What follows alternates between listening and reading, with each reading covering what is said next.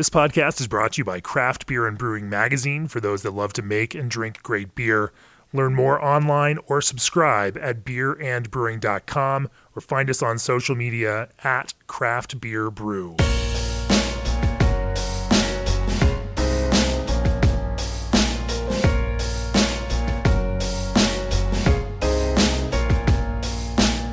Welcome to the Craft Beer and Brewing Podcast. I'm your host, co-founder, and editorial director of Craft Beer and Brewing Magazine, Jamie Bogner.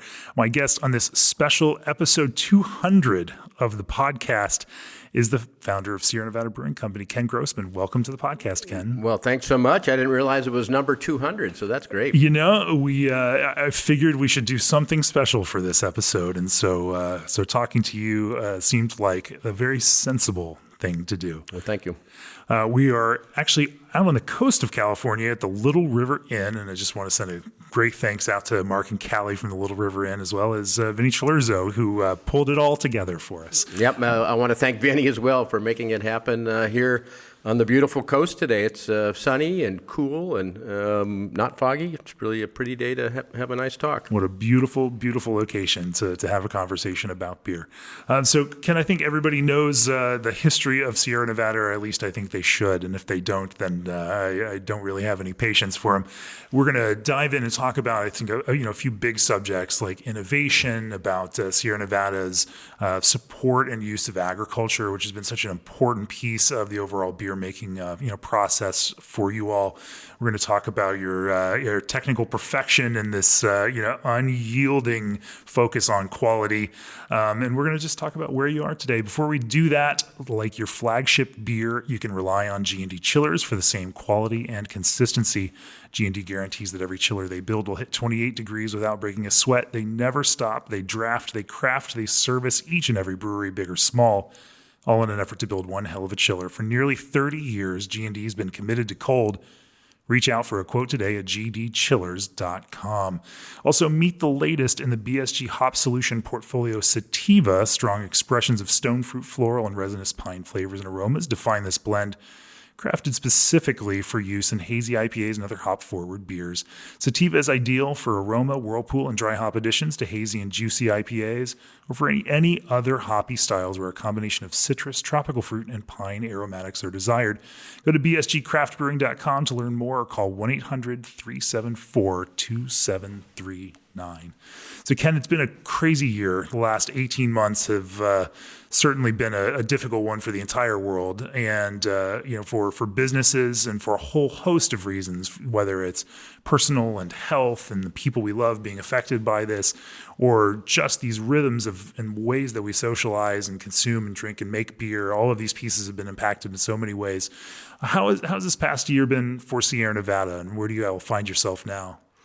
Like I'm sure most of the other brewers out there and most of the world, it's been a really challenging period and a learning and oftentimes very difficult and emotional situation to have to manage through. The personal side, the concerns of illness and people working in tight spaces, and Sure. So we really had to change our business model significantly. We closed our restaurants ahead of sort of the required closure in California and North Carolina, but we sort of saw the handwriting on the wall, and so we closed up shop, went to takeout only for pretty much the whole time up until the last six or 8 weeks when we did reopen our restaurants. So, since our restaurants are tied to our breweries physically, and we have many employees who have spouses on one side or the other of the wall, right. We had big concerns that we didn't want anything happening to prevent us from making beer, which was really the only thing that was paying the bills. As the restaurant and hospitality industries closed down, our draft beer business pretty much overnight right. went to zero, and so we had to pivot pretty quickly, and we tried to find work for all those employees who were interested, who came from the hospitality side. Many of them moved over to the production side in some fashion, so did repacking, did additional cleaning, and painting and working in our gardens and a whole variety of chores. So we were able to keep quite a few of those folks employed in some fashion. And in many cases, they liked what they were doing on the production side, and they sort of moved permanently over to working on the beer side rather than working in the restaurant side. But now that we are back open again and starting to have some level of normalcy again, sort of relearning how to function, and in many cases it sort of changed the way we function permanently, probably with some remote positions and some differences in how we deal on the hospitality side. But it's certainly been a learning experience. We did okay compared to the kinds of brewing operations that were all on premise. Right. Some of them really struggled to figure out how to continue to make beer and sell beer. If you happen to have a bottling line or a canning line and had other ways to get beer to your consumers, some of those brewers did pretty well. In our case, we were nationally distributed. Sure. And had a pretty solid footprint. And those grocery store volumes went up and Right. helped offset. Yeah. So we didn't anticipate the pantry loading, and so that sort of shook us up a bit with the supply chain. Getting enough cans, getting enough of the right beer in the right package. So we did fairly well, I would say. Our team really did an outstanding job of sourcing raw materials, and our brewers and everybody else in the facility ramped up. We were at full production capacity for the first few months after the shutdown, just filling orders and trying to keep the supply chain going. For the past 16, 18 months, have the beers that people enjoy drinking changed at all? It seems to some degree people went back to what they were maybe more used to or had a connection to maybe in the past. Yeah. As people moved from maybe their local on-premise pub operation that had to close its doors, when they went back to retail, they went back to brands like Pale Ale and Torpedo, and those brands sort of benefited from the familiarity I think the consumer had, and the dependability of those brands as being something they can expect to get the same beer every time. Right. In terms of ABV, I think we anecdotally saw, or at least initially in the pandemic, people were definitely buying based on efficiency in that kind of way. And, has that changed? I mean, you mentioned it's going to change, the way the company moves forward. Have you noticed any shifts like that in the actual types of beers or ABV of beers that people are consuming? Yes, I think to some degree people were. They were buying larger packages. Right. So the 24 loose pack that was sold through warehouse kinds of stores sort of shot up, but also the high alcohol or higher alcohol brands did seem to benefit a little bit from that. Although again, Pale Ale did see some decent growth, and it's a moderate alcohol beer. Sure. Well, that's heartening then. Are there any other, long-term changes that you see, that, like you mentioned before, any kind of specific things where you think, that the business is going to be different from here on out? Well, certainly the consumers' habits have changed pretty significantly. So, the online shopping, that whole part of the business, direct-to-consumer part of the business grew a lot through COVID, and I think that's here to stay.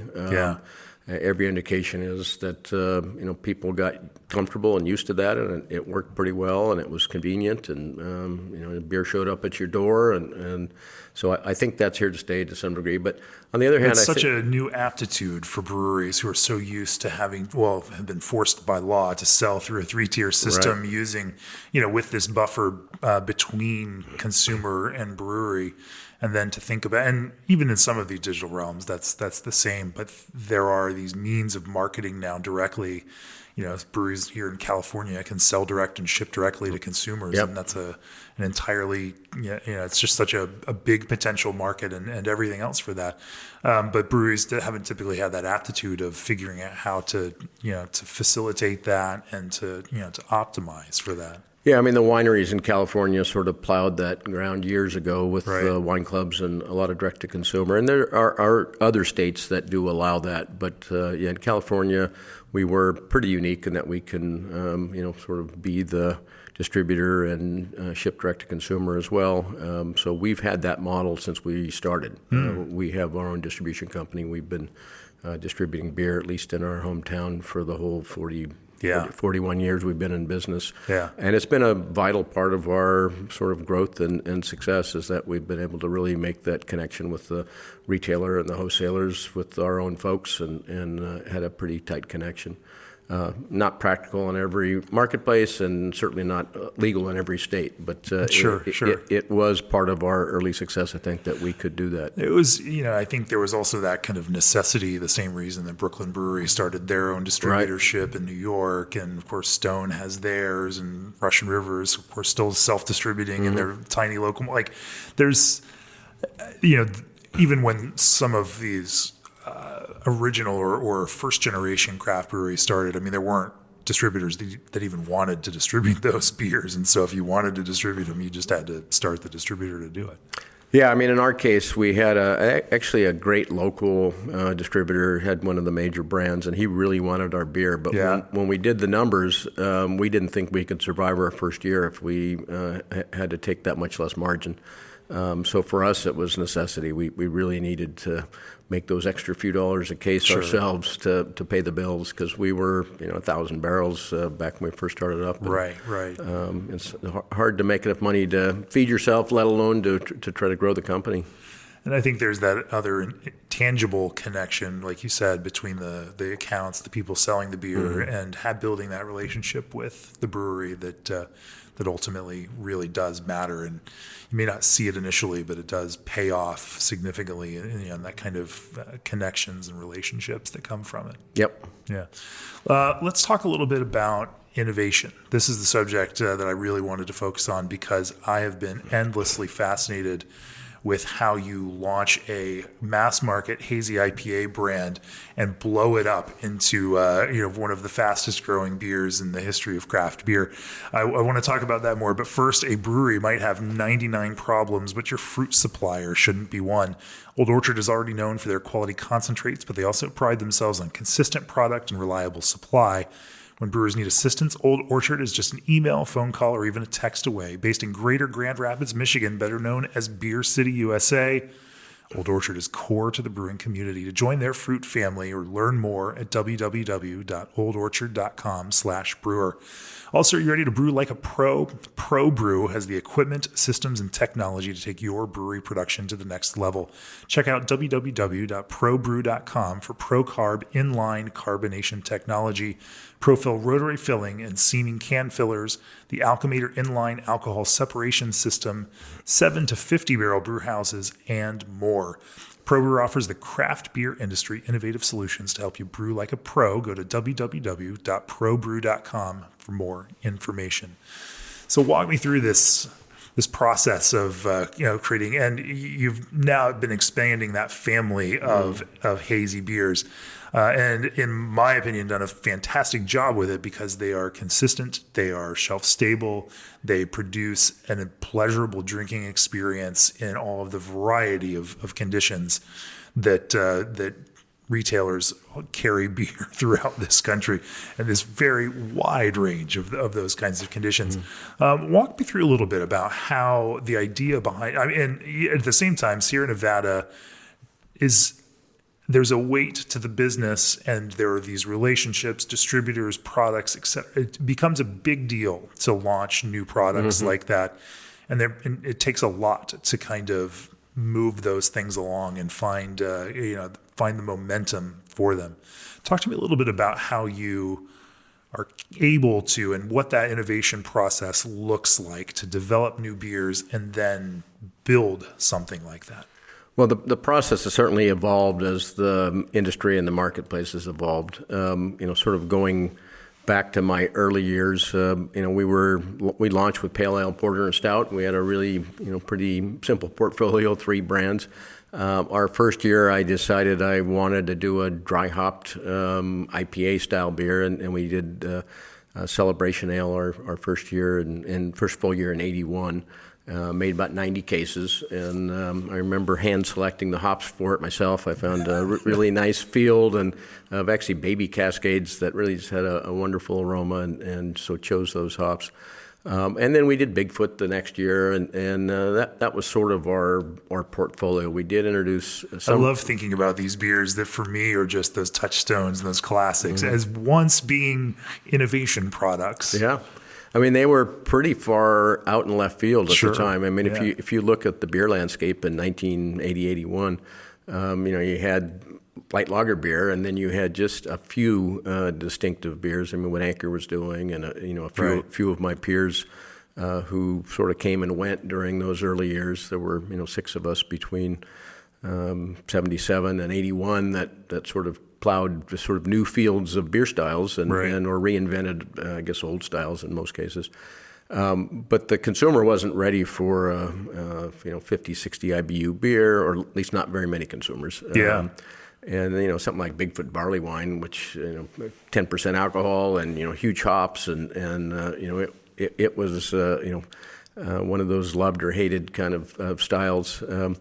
But so we did innovation different back then, and they were small, and they were seasonal, and I started to want to do a lager beer in the mid '80s, and we didn't really have the technology or capacity or pressurized tanks when we first started, but we eventually did Summerfest, and initially with a top fermented yeast, and then I switched to a bottom fermented yeast as soon as we could adequately manage and deal with a second strain, let alone sort of all the differences between our processes.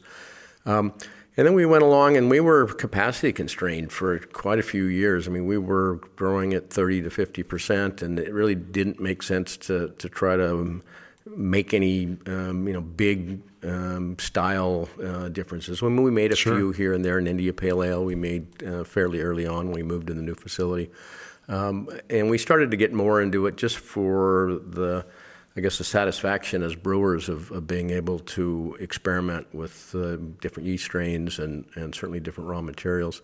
The more recent innovation has been, I guess, quite a bit more focused, and I think part of the need to really pay attention to sort of where the consumer is and is going. And I'm asked at times, it's been a number of years ago, my employees were like, can't we just make pale ale? Why are we doing all these crazy things? But the consumer was wanting to, experiment with, drinking beers that were, very hoppy or very malty or sour or, all these styles with the internet and with the beer sophistication of the consumer. We really had to start playing in different areas than we had done historically. And so we started to really focus on, being innovative as brewers. And I think the brewing team really liked it. I mean, it was challenges and problem solving and, working on recipes and troubleshooting fermentations and, again, using, different strains that we weren't familiar with and how to manage them and handle them. So I think it's way more fun and challenging to have to solve problems like that than it is to, repeat the same thing. Now, there's a benefit. As a brewer, you also love dialing in and perfecting over and over and over again. But it's also fun to solve new challenges. Yeah. So, I think, now we do innovation in a very thoughtful and orderly way. I mean, early on it was a bit of shotgun. Let's try this and see how it goes. And you had mentioned earlier, that relationship that we have with our wholesalers and our retailers. We don't want to taint that by producing products that don't move through the marketplace. They don't want things clogging the shelves, and we don't want things that don't sell either. So being more thoughtful about what the consumer is really looking for, and trying to get the mix of the liquid. Oftentimes the liquid may be great, but the brand or the branding or the brand concept may not resonate with the drinker. Yeah. And so trying to figure out what it takes to bring all those things together to come up with a great recipe and a great liquid, but also to have a brand that means something to somebody or is memorable in some way or takes them someplace that they want to come back to. And so that's as hard of a part of developing a new brand, I think. And you mentioned Hazy Little Thing. It was one that it was way out on left field from a brand architecture and look and feel. I mean, it doesn't look anything like our historic brands that we've had in the marketplace. And I think there was both an excitement to see how a really different looking and feeling brand would resonate with the consumer, and hopefully a younger consumer, because a lot of our consumers have been drinking our beer for 30 or 40 years, and as they're aging, they don't drink quite as much, and we have to keep looking for how to delight and excite new drinkers as well. And so Hazy Little Thing was sort of born out of that. Let's just try a style that we think is interesting and is easy to drink. The IPAs have sort of gone from a range of very intensely hoppy and bitter and maybe very aromatic to more of a beer that has still got a lot of hop character and flavor, but not necessarily a wallop of bitterness. And so we realized, let's try to appeal to a different IPA drinker than who might like Torpedo or one of our other hoppier, more intensely bittered IPA styles. Does it start with a creative brief of sorts? Do you think, hey, we want to make this kind of thing? Or does it start with just, hey, let's brew some things and see, and try to create a broader spectrum and then narrow down? Do you have, how does that creative process work? Do you articulate it in language first, or think about who the consumer is and what flavors they want? Are there the parameters that you define that are musts? How does that process work? It actually, all of the above. Okay. So some of the ideas just come from a brewer or one of us saying, let's try to do this, or let's use this hop, or let's dry hop this way, or let's make it slightly sour or whatever. So some of that's just sitting around thinking about beer and beer styles and what we might enjoy experimenting with. Other times it does come from, we really, don't have this style of beer in our portfolio. We should try to figure out how to make a great one. Yeah. And so it's from both sides, from, trying to listen to the consumer. And so we're more focused there today than we probably were, our first 20 or 30 years. We were just sort of doing our thing, and hopefully we hit the nail on the head and the consumers liked it, but we weren't necessarily doing any consumer research. I went to a lot of beer festivals and I sampled a lot of people. In the very early years, it was fairly upsetting at times, because you'd be in some audience and, that's way too bitter, I can't drink that. And I've said, out of the people, 95% of the people hated our beer, but the 5% who loved it really loved it when we were starting out. I mean, people weren't used to hops the way they are today. And so we had to educate the consumer, and tastes have changed and palates have changed, and certainly the availability of, such a wide range of beers in the marketplace today has really raised the bar for innovation and raised the bar for exploring flavors of beer that were unheard of 20 or 30 years ago, mango and all sorts of things that are maybe naturally in the hops. And I'm not suggesting you got to add mangoes, but back when I first started, those kinds of hops would have been panned by all the big brewers, and they had no home, and so probably there were many great hops that were bred and thrown away because they were just too distinctive, too unique, too different than the Germanic hops that most brewers were used to using for aroma back then. Yeah, talk to me a little bit about that process of taking an idea, even coming up with a general recipe, and then dialing in the technical pieces of that so that a beer performs the way that you want it from just a physical perspective. Because I think that's also a piece that you may not get as much credit as you all probably deserve for.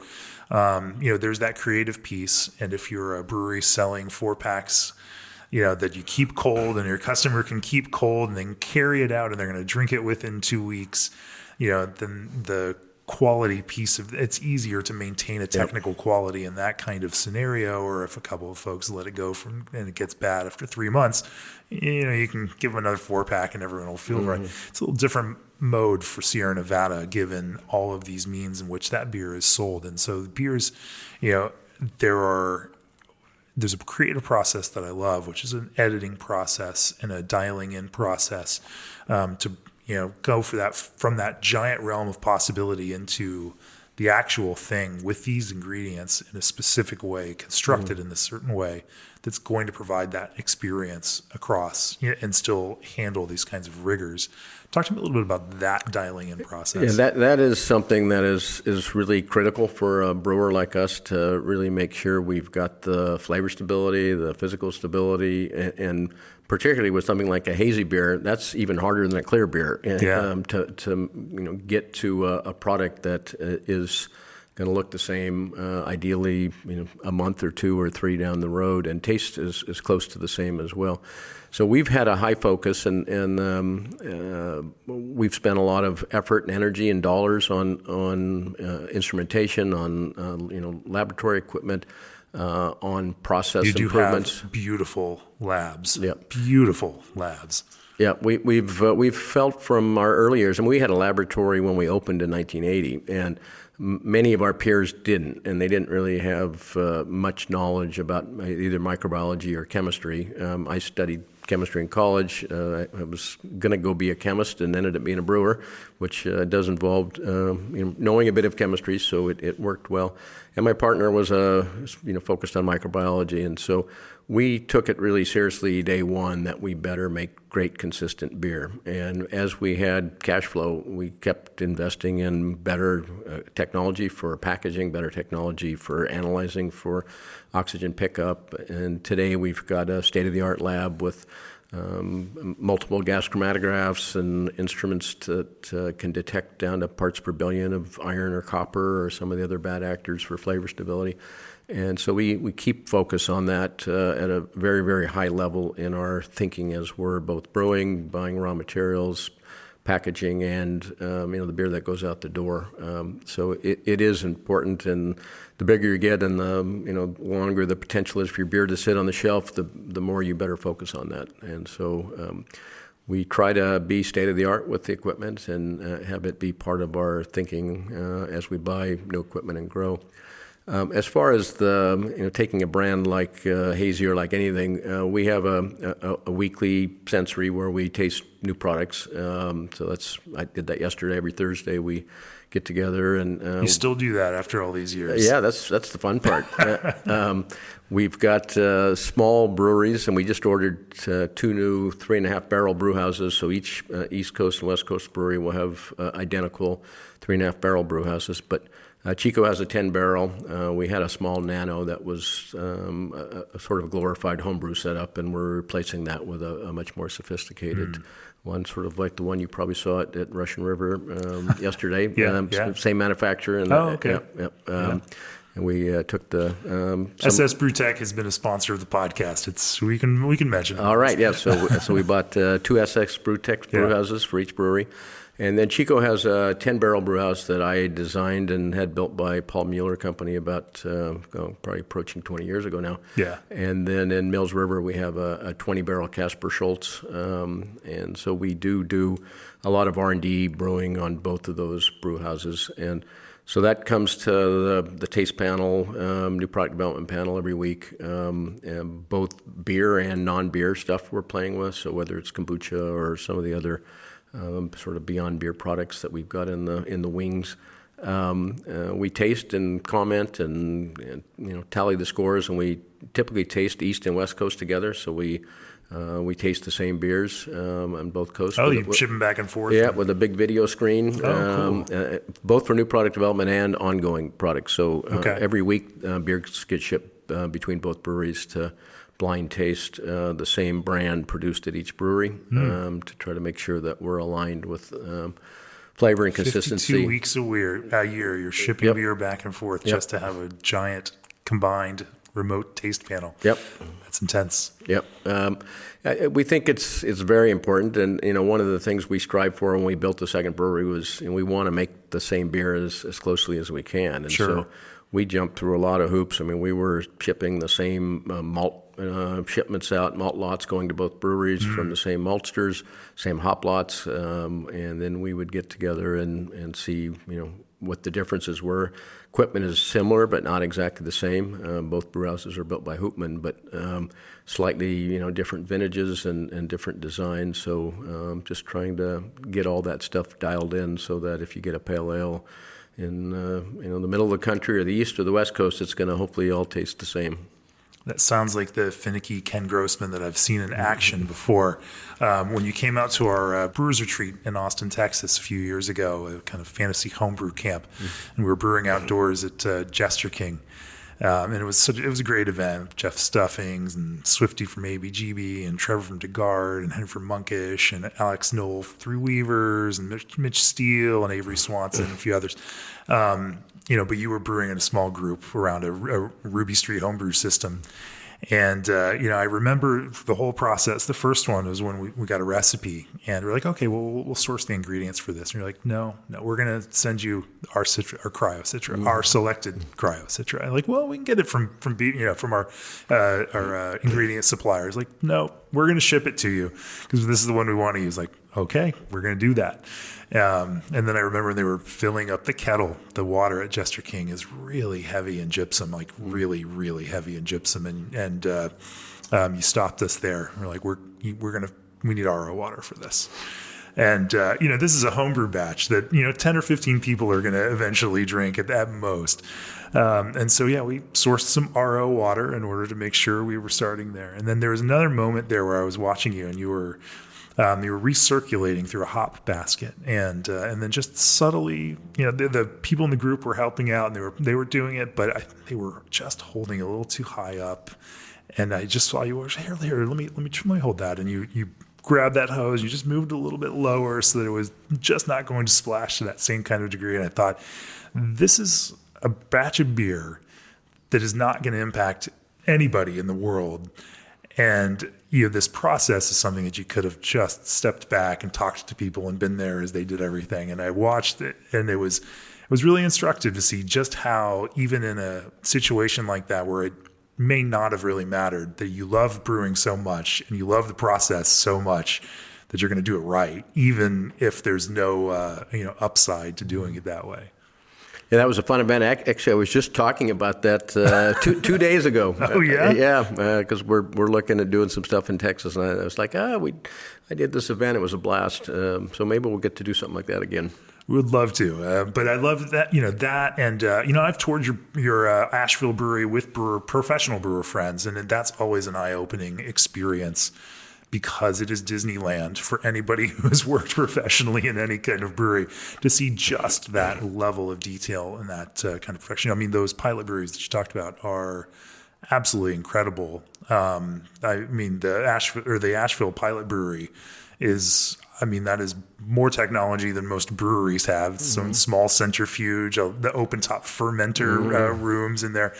It looks like the pilot brewery that somebody who could build their dream pilot brewery might build.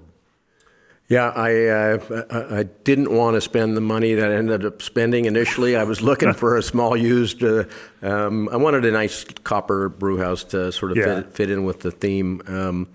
And I couldn't find one, and I was running out of time, and I was like, okay, I'll just go to Casper Schultz. We'll just build exactly what we're looking for. So that was not my initial thinking. I was spending a lot of time and focus on the main brewery, and when I started to get it wrapped up, I was like, I got to get the pilot brewery done. So, but it was a fun project, and the team out there has done a great job with it and made some great beers, or continue to make great beers through it. For sure.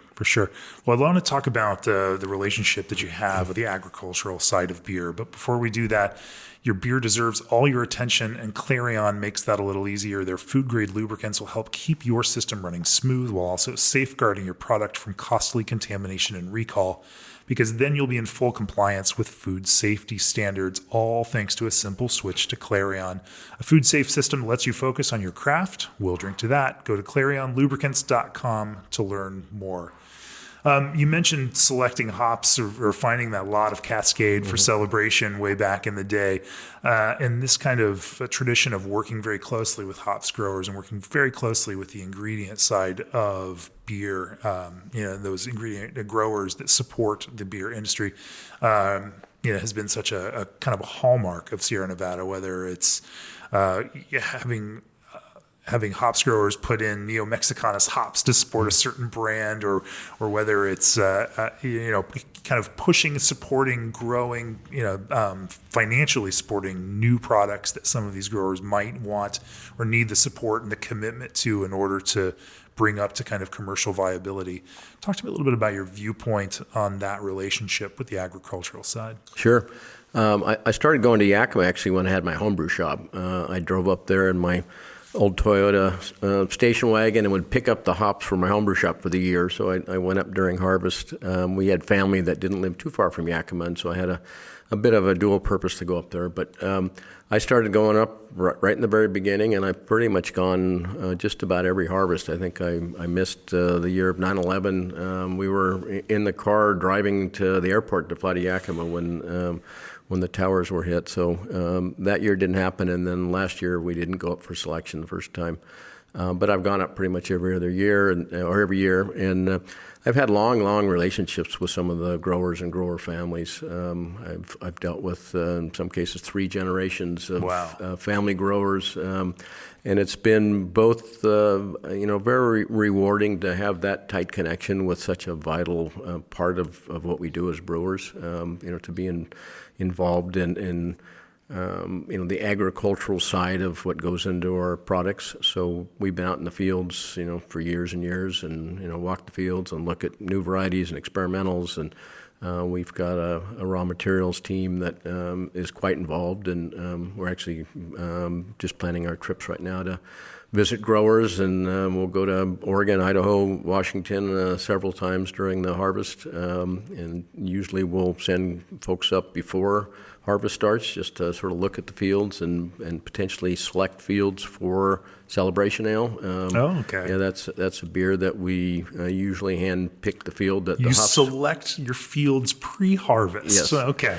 Now we're getting, yes, I love it. Just because we want a field that's going to look nice and mature, at the right time, and that's a beer that uses Centennial and Cascade, which have slightly different harvest windows, and so you've got to sort of find the right overlap of when the Centennials are not overripe and the Cascades are ripe in order to pick those 2 varieties for that beer. If we waited until... Oh, I see what you're saying. It's the timing for harvest. They need to align so that you can brew this fresh hop beer right at the right time, and so you need those fields to be maturing along at the same rate. Yeah, and that changes year to year and location to location. So quite often the last few years we've been getting Cascades out of Oregon rather than Washington, because they'll have a slightly earlier pick window, and we like the fields and like the growers.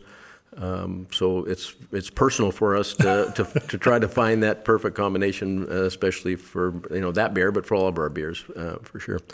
So that's why Celebration is so good. Yep. Yeah. Okay. But we've had that connection with the ag side, and probably almost 20 years ago now, I started planting hops for us to brew with. So we have organic certified barley and hop fields that we own. We've got about 100 acres of barley and about over 10 acres of hops that we've raised now for many, many years. In California? In California, yeah. We've done some stuff back in North Carolina, but it's a little moist for growing hops out there as far as disease problems. Yeah. But we've felt it's important to have that bond with the growers, and I've been to many barley fields, and we've got close relationships with our maltsters and as well as our growers, and have tried to stay tight to that whole supply chain part of our industry.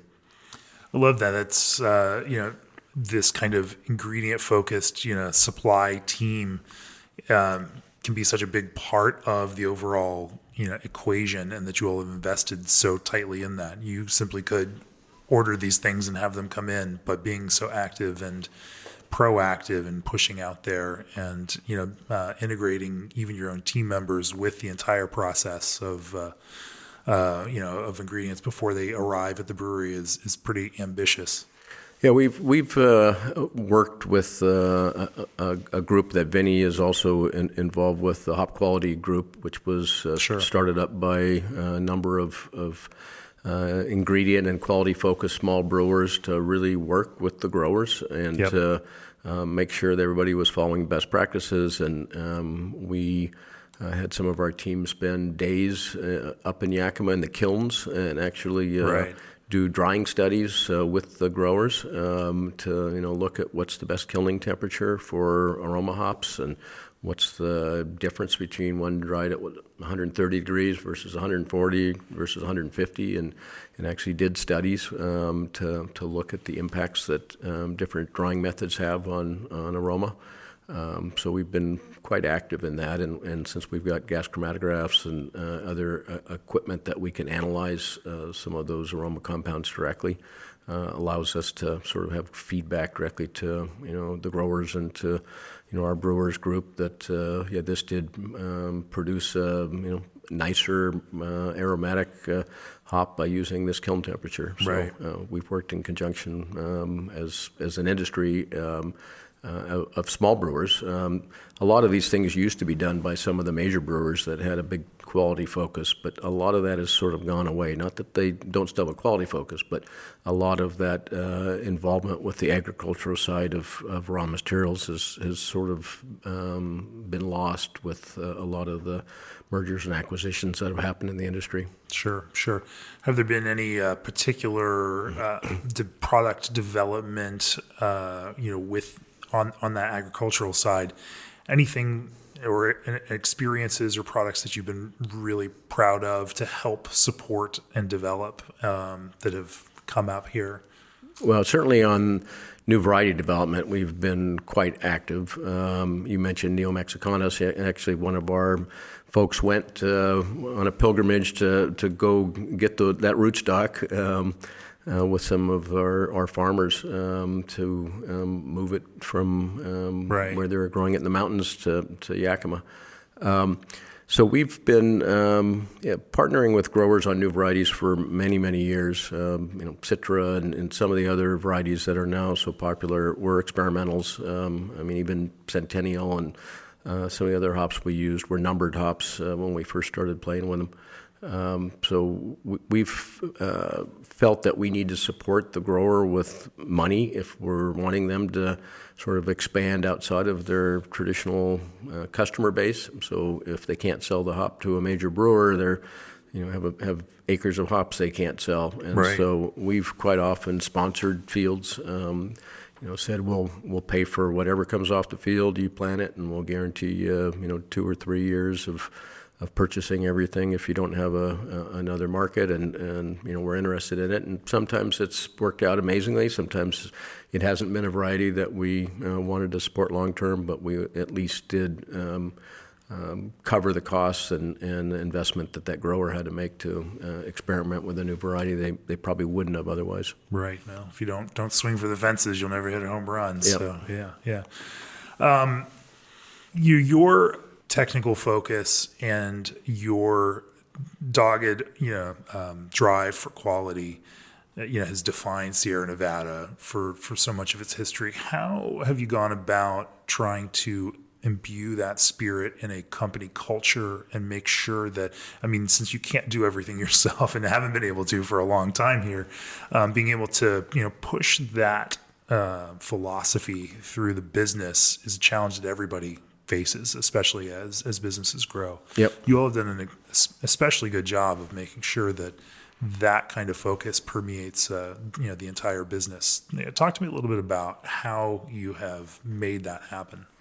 It's a constant challenge and struggle. It's something you got to keep working at every day because it's not easy to necessarily have everybody have the same level of attention to detail that you would love to have. Oftentimes the workforce is not necessarily wanting to do the hardest thing that gets the right result versus the easier path, and so you really have to try to instill that attention to detail. It's important. It's important for all of our livelihoods, and it's important for the business to survive that we really keep that focus. You got to hire the right people. You've got to train, in a manner that both is educational and shows the reason. It's just not do this because I say. It's do this because it's important for these reasons, and explain why it matters to watch DO or TPO or pay attention to hitting your mash temps every time, and looking at analytical results and tweaking the recipe. We're dealing with agricultural raw materials; they change all the time. You've really got to sort of instill that reaction and action mentality and philosophy. And we've got just some great folks who really, care about their work, care about their what they produce, and they want to come enjoy it and drink it and have their friends say how great it is. And so, it's personal for our team, I think, to try to do the right thing. But you've got to lead by example, and you've got to walk the talk. And sometimes it's painful. We've dumped plenty of beer that was fine, but it wasn't right. Yeah.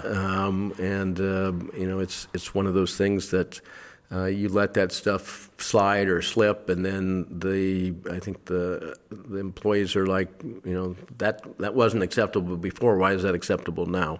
And so I think you need to maintain your standards, and you need to show you do care, and it is important. And sometimes that's a painful lesson for all of us. When something happens that's not right, you've got to do the right thing to make sure the consumer still gets the best experience. So I think walking the talk and investing where you need to invest, both in people and equipment and improvements, it's just an ongoing thing you do and need to do in order to be successful long term.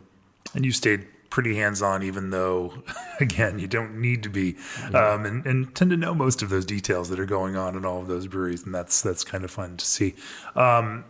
When it comes to, we were talking about it earlier, and you were saying that even something like a name for a beer is important to connect a customer to it. Have there been any beers that you absolutely loved that you just can't make anymore because, for whatever reason, they just haven't connected with people? You have your own taste, you have your own creative idea, but sometimes it just doesn't create that thing that sticks. Yep. Unfortunately, there have been plenty over the years that got wonderful beer. Why isn't it working? Why doesn't the brand work? And it's not that we can't sell the beer. It's just that the volume we talked about. The expectation of the wholesaler and the retailer is that it'll move quickly off the shelf. They don't want something that sits there, and so some styles are, I guess, less approachable, desirable by a large enough audience to keep them supported through the marketplace.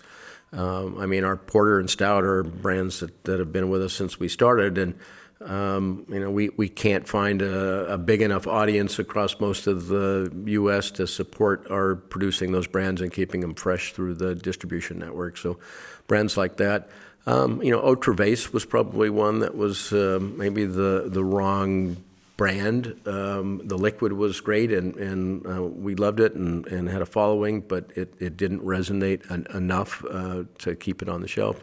Our Kellerweiss, another one that's one of my favorites. I love that style. I don't drink a ton of it myself either, but I do enjoy a Bavarian style wheat beer, and I think we nailed it. We made a really great one, but still really couldn't find enough of an audience to keep it fresh and on the shelf.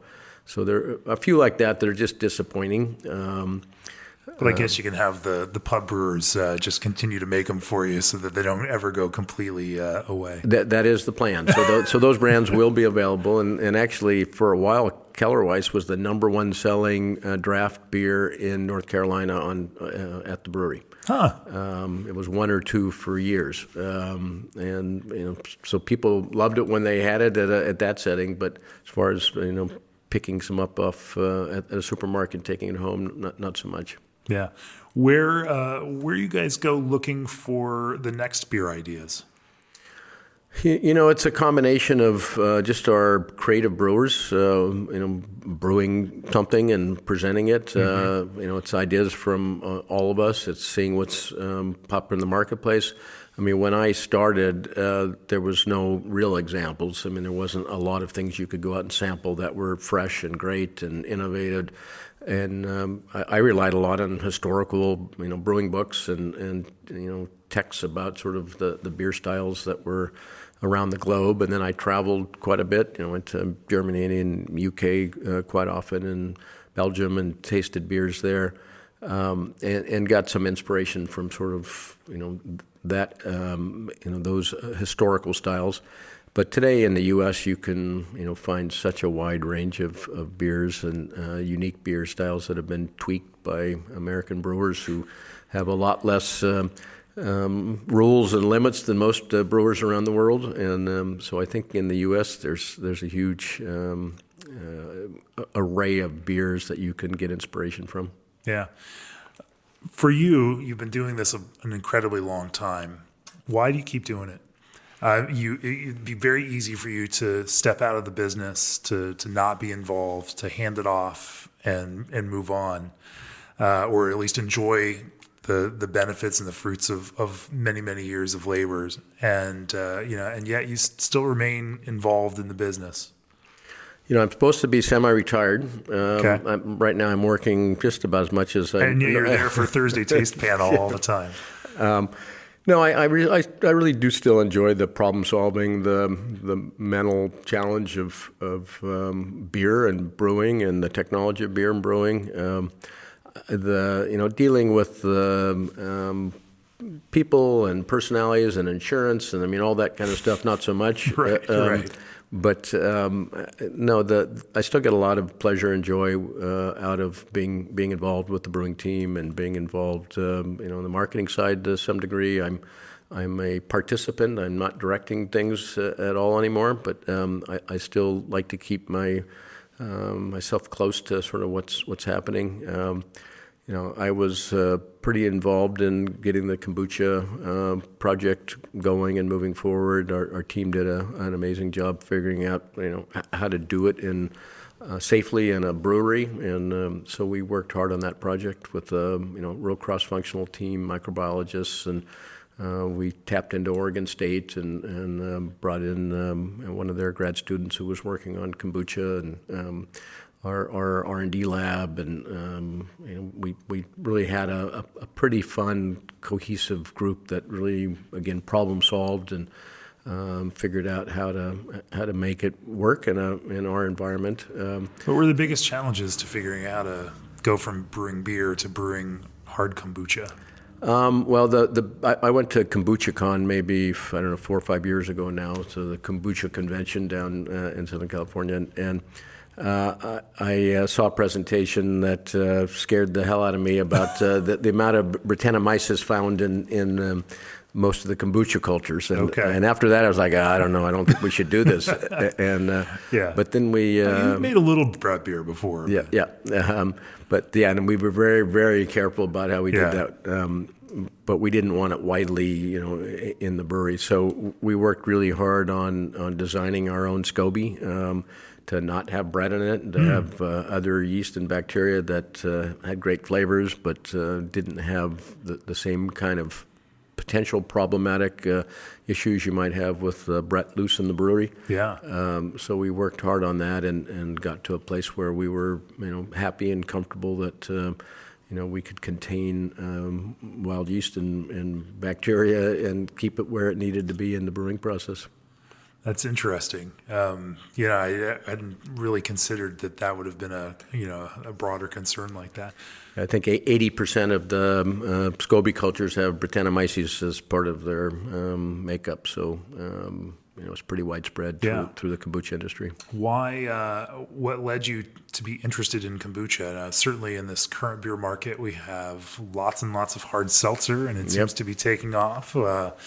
Hard kombucha is certainly a thing, and we've had some fantastic examples of it here at the magazine, and some that have not been quite as good.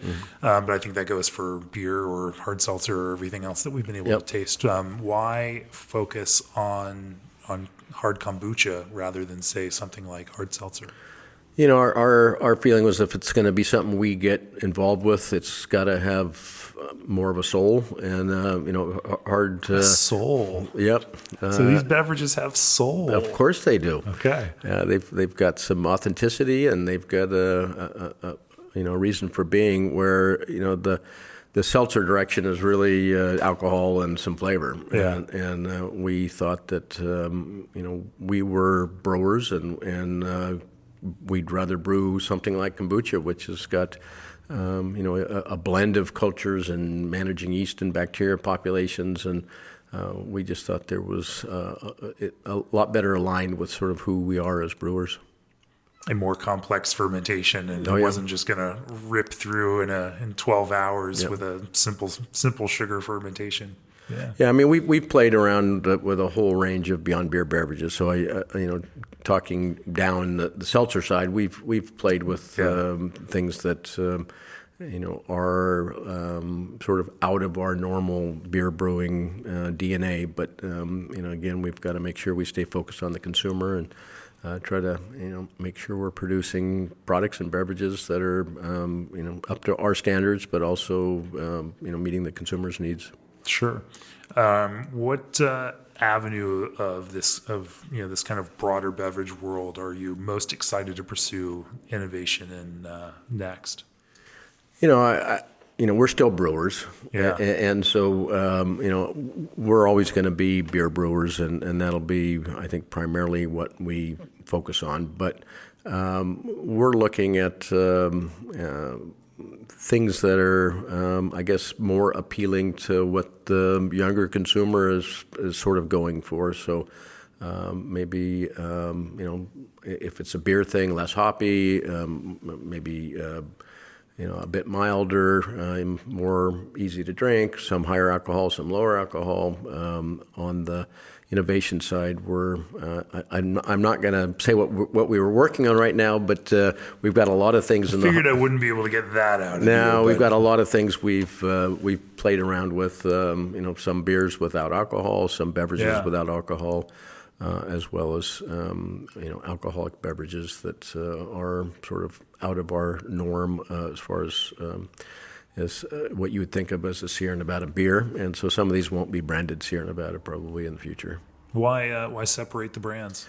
Again, I think it comes down to consumer expectation, and if we put something out under the Sierra Nevada banner, and I'm in the family, it's got to, I think, represent the family well, and we did branded Sierra Nevada, our Big Little Thing and Wild Little Thing and Hazy, and all those got branded with Sierra Nevada, but not quite in the same historic family. And so we took another step away when we did kombucha. So it initially didn't have Chico Fermentation Project as the origin. It is going to have a little connection to Sierra Nevada in the future with brewed by us. But again, part of it just the consumer expectation. If it didn't work, we didn't want it to have a negative halo on what we do as brewers, and so we were a little cautious as we were sort of venturing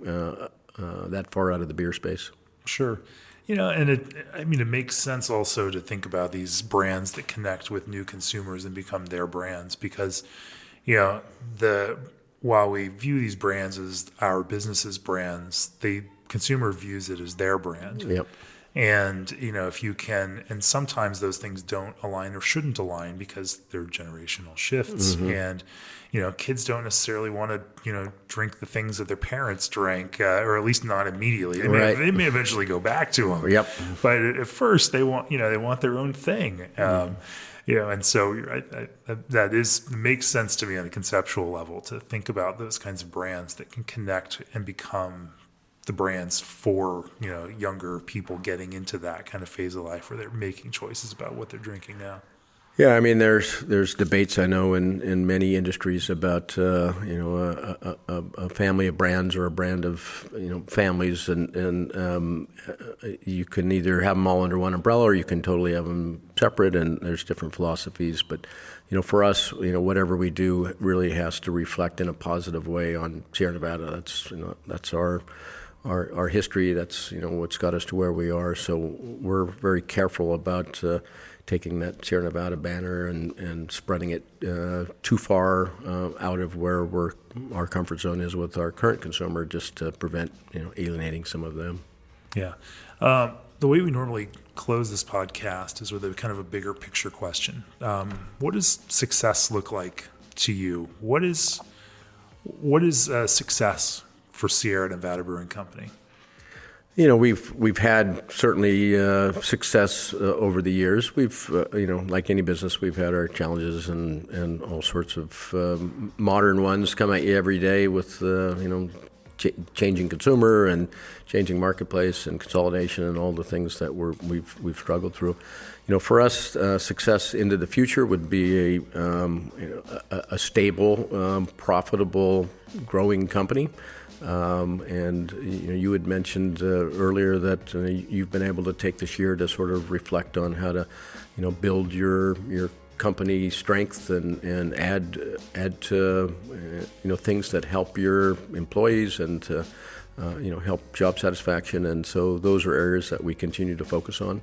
So success for us long term would be a happy, motivated, driven workforce, brands that resonate with consumers, sort of a vibrant growth pattern for many years to come. And I think, having just a great company culture as well as, focused on the environment and the things that are important to us as far as, maintaining our company in the future for our kids and potentially grandkids to be involved with. Well, I think that's a great place to wrap it up. G&D guarantees that every chiller they build will hit 28 degrees without breaking a sweat. Sativa from BSG Hop Solutions captures citrus, pine, and tropical fruit notes. Old Orchard prides themselves on reliable product and consistent supply. Let ProBrew help take your production to the next level and make your system 100% food safe with Clarion lubricants. Of course, if you'd like to support this podcast, go to beerandbrewing.com, click on the subscribe button. Ken, thank you for joining me on the podcast. We normally would ask you where people can find it, but it's Sierra Nevada. People can find you. It's been wonderful to have this conversation here at the Abalone Room of the Little River Inn on the coast of Northern California. It's been a real pleasure to join you today, and look forward to hopefully get a chance to hang out a little bit and enjoy the ocean and get a walk around the town. Fantastic. Thank you so much. Cheers. Thank you.